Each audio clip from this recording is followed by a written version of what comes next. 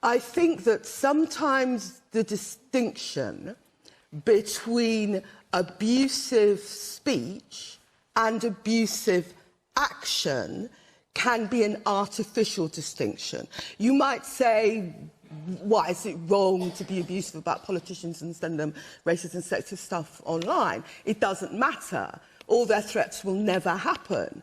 But Parliament saw one of our colleagues, Joe Cox, killed.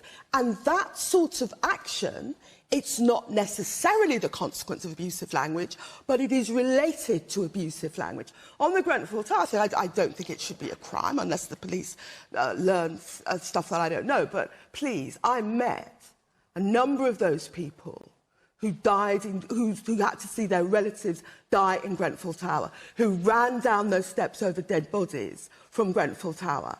And I think it is horrific what was done. May not be a crime, but utterly horrific. If you understand the reality of Grenfell Tower, you know it utterly detestable and wrong. But as I say, you can't just say, well, you can call people packies and niggers, it doesn't really matter. It has no relationship to anything else. That type of abusive language does have a relationship to actions which are genuinely harmful and damaging and cruel. And I think sometimes when people are dismissive about, racist and sexist language, they need to be careful, because what you do is you create a climate where certain actions become legitimate.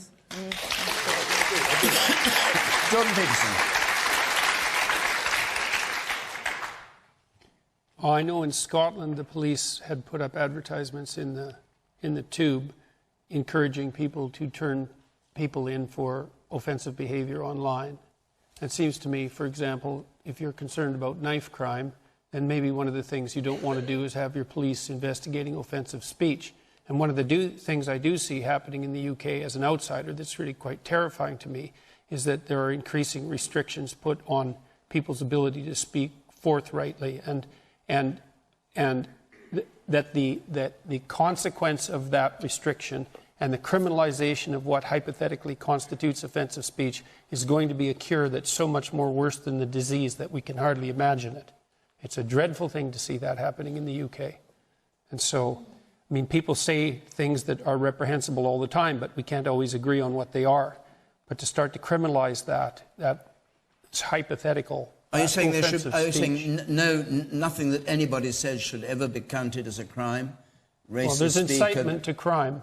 That should be counted as a crime, and has been for a very long time in the British common law tradition.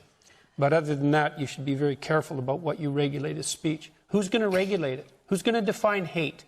That's the real issue. It's not that there's not hate. There's plenty of it.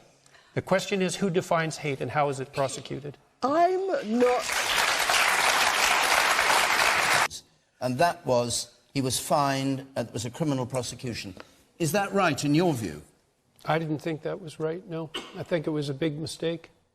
I mean, I followed that case fairly carefully, and you don't have to agree that what he did was comical or right, but to prosecute him criminally was a big mistake, and you're going to pay for it in this country.